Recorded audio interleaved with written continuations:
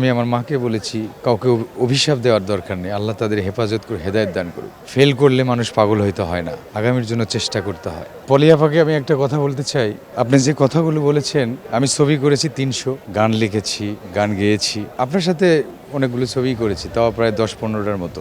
আপনার কথাতে সবচেয়ে বেশি কষ্ট পেয়েছে আমার মা, আমার স্ত্রী, আমার সন্তান খুব কষ্ট পেয়েছে। এতটাই কষ্ট পেয়েছে, আমার মা 5 ওয়াক্ত একজন নামাজি। তারপরে আমি আমার মাকে বলেছি কাউকে অভিশাপ দেওয়ার দরকার নেই, আল্লাহ তাদের হেফাজত করে হেদায়েত দান করুক। ফেল করলে মানুষ পাগল হইতে হয় না, আগামীর জন্য চেষ্টা করতে হয়। চেষ্টা করলে তার ফল এর চেয়ে আরো ভালো হয়। স্যান্ডেলিনা সো, রূপচর্চায় আভিজাত্য। আপনি ফেল করার পর শুধু আমাদের চলচ্চিত্রটাকে কলঙ্কিত করেন নাই, কলঙ্কিত করেছেন আমাদের প্রতিটি সেক্টরের প্রতিটি ভোটারকে। মাইন্ড ইট, ফেল আমিও করেছি, আপনারও আগের প্রার্থী আমি। তখন আপনি ছিলেনই না, তখন আমি প্রার্থী ছিলাম। কয়েকটা ভোটে আমি ফেল করেছি। বাংলাদেশ চলচ্চিত্রের যত বর্তমান সময়ের ভোটার, কার সাথে আমি কাজ করিনি? আনোয়ারা আন্টি, রাজ্জাক স্যারের সাথে কাজ করেছি, আলমগীর স্যারের সাথে কাজ করেছি, ফারুক স্যারের সাথে করেছি, সোহেল রানা স্যারের সাথে করেছি, বর্তমান সময়ের সুপারস্টার মেগাস্টার শাকিব খানের সাথে কাজ করেছি। আপনি শাকিব খানকে যদি চেনেন তাহলে আমাকে চেনেন না কেন? আপনি আমাকে নেগলেন্সি করে কথা বলছেন কেন? Who the hell you are? আপনি যখন চলচ্চিত্র শেষ করেছেন তারপর থেকে ধুমাই আপনার সাথে কাজ করেছি, করার পর আপনি যখন এই ইন্ডাস্ট্রি থেকে বিদায় নিয়েছেন, দেন আমি ভরপুর কাজ করেছি, এত বড় বড় ছবি করেছি যেগুলো আপনি দেখেন নাই।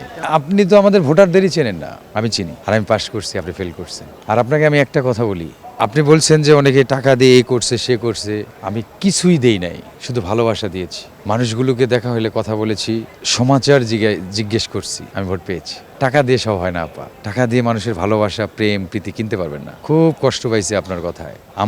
আমরা চলচ্চিত্রের মানুষগুলো, হ্যাঁ, ওই সময় বারবার করে ইয়ের কাছে তেরে আসছিল আবির চৌধুরী, ও তো আমার বন্ধু মানুষ, ও কিন্তু অনেক আগের একজন সেলিব্রিটি। আবির চৌধুরী যে সময় অশ্লীলতার পর যখন মোটামুটি চলচ্চিত্রটা স্থবির নীরব, ঠিক ওই সময় বিগ বাজেটের একটা ছবি করেছিল আবির, ছবির নাম বাপ বড় না শ্বশুর বড়। যে ছবিটিতে সে ইনভেস্ট করেছে নিজে, নিপুণ ছিল তার এগেনস্টে, রেসি ছিল, সম্রাট ভাই ছিল, রাজ্জাক স্যার ছিল, আমি ছিলাম, আরো কত শিল্পী, সাদত হোসেন লিটন পরিচালিত। তারপর ছেলেটাও করলো রাগী, এরপর সফট ফিল্ম করলো কয়েকটা। তাকে চেনেন না, আপনি তো সিনেমা দেখেনি না, চিনবেন কি করে? আপনি যদি শিল্পীদের চিনতে চান, প্রতি সপ্তাহের ছবিগুলো আপনাকে দেখতে হবে, কোন কোন শিল্পী অভিনয় করছে, কোন কোন শিল্পী সদস্য হইলো শিল্পী সমিতির। এগুলি আপনি না জানলে আপনি শুধু আইসা টিকটক বানাইবেন, স্লো মোশনে হাঁটবেন, আর আপনি হলো কন্টেন্ট ক্রিয়েট করবেন। কন্টেন্ট ক্রিয়েটেই আপনি ভালো আছেন। সমিতির সেবা করতে গেলে সমিতির সদস্যদের খুব কাছে যেতে হয়, খুব কাছ থেকে তাদের সবকিছু জানতে হয়। এটা মাথায় রাখবেন আপা। খুব কষ্ট পাইছি। আপনি সবার ক্ষেত্রে আমাকে মাখাইলেন কেন? তুচ্ছ তাচ্ছিল্য করে কথা বললেন। আমি ওই চেয়ারের যোগ্য? আপনি যোগ্য?